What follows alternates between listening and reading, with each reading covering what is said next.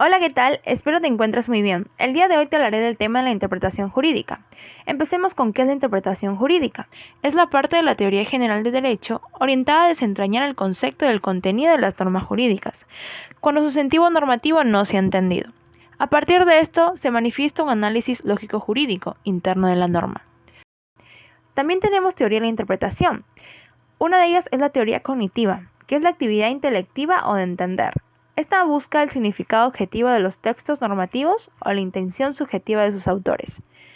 Como segundo punto tenemos la teoría escéptica, que se le considera la interpretación no solo como una actividad intelectiva, sino la valoración y decisión. Y por último tenemos la teoría mixta, que aquí la interpretación es en unos casos actividad de conocimiento y en otros casos actividad decisoria. Pero para esto también influyen agentes de la interpretación jurídica. Uno de ellos son los juristas y comentaristas. Estos realizan un tipo de interpretación libre, es decir, lo hacen de acuerdo a las pautas a la metodología científica que busca el proceso del derecho. Además, la interpretación se caracteriza por carecer de fuerza obligatoria. Siempre son resultados que no obligan. Un segundo punto son los magistrados. Estos, en cambio, se encargan de realizar la interpretación judicial al momento de tomar una decisión o dictar una sentencia. Estas sí obligan. Los parlamentarios, estos son caracterizados por realizar una interpretación auténtica. El autor de la ley o norma tiene la facultad de poder desarrollar otra ley o norma, de carácter interpretativa, es decir, tienen como resultado otra ley de interpretación que explica el verdadero sentido de las normas. Es obligatoria, ya que se realiza a través de una ley. Asimismo tenemos a los abogados litigantes. Estos realizan un tipo de interpretación denominada de parte contenciosa, en razón de ser esgrimada por los letrados, en una causa judicial para defender los puntos de vista del demandante, demandado, denunciante o denunciado. Pero, ¿qué buscan estos agentes de la interpretación? Está la mens legislatoris. Se llama teoría subjetiva, porque lo que se pretende es alcanzar con la interpretación a saber qué es lo que realmente ha querido o ha pensado al momento de dictar una norma. En realidad busca cuál ha sido la voluntad real del legislador.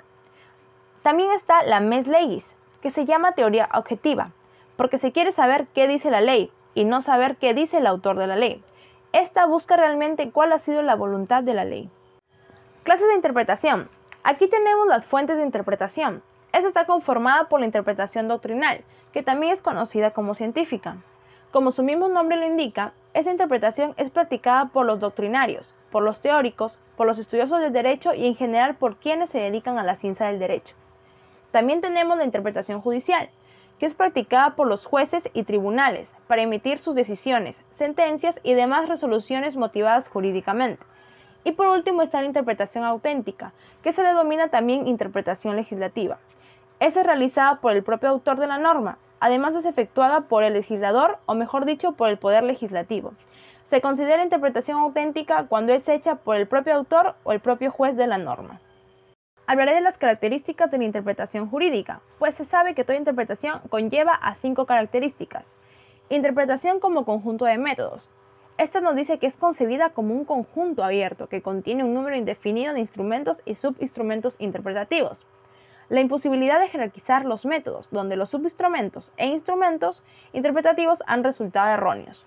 La reversibilidad de resultados por el uso de métodos diversos, en el sentido literal puede contradecir la razón de la ley.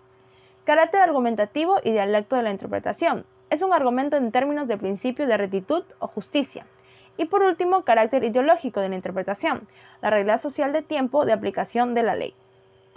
Componentes de la interpretación. Están los criterios generales de la interpretación, que está conformado por el criterio tecnicista, donde el intérprete asume que la tarea de interpretación consiste en desentrañar el significado de una norma jurídica a partir del derecho mismo. En el criterio axiológico consiste en adecuar el resultado, en la medida de lo posible, a ciertos valores que deben imperar en la aplicación del derecho. En el criterio teológico, este debe tener una finalidad predeterminada en la aplicación de la norma jurídica. Y en el criterio sociológico debe ser realizada de manera tal sea adecuada a las características sociales de la realidad normativa. Interpretación según el intérprete. Una es la interpretación auténtica, es aquella que la autoridad tiene la competencia de derogar sobre la misma norma y siguiendo el mismo procedimiento que se adoptó para producirla. También existe la interpretación jurisprudencial, es la que realizan los tribunales en el ejercicio de su potestad jurisdiccional. Y por último existe la interpretación doctrinal, donde dicha norma es la que se realiza por personas comunes para tratar temas sencillos de justicia y dogma. La interpretación según el resultado. Aquí tenemos la interpretación estricta. Esta interpretación se manifiesta cuando la conclusión interpretativa final es la que aparece en la aplicación del método literal, sin ninguna otra consideración. Pero se debe tener en cuenta que algunas veces es posible hacer esto y otras no. Y la interpretación extensiva. Esta interpretación se manifiesta cuando la conclusión interpretativa final es aquella en la que la norma interpretativa se aplica a más casos que lo que su tenor literal estricto pareciera sugerir. Gracias.